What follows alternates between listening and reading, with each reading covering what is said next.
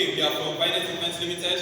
As you can see, this is the sensor we are going to install here. So with this sensor, you can be able to keep track of any smoke detected in these premises. So we are done fixing the base and tightening the wire in the positive and negative slots. So I'm going to fix this sensor in it now. So you identify pin 2 and pin 5, which is meant for the positive and negative respectively. So fix it.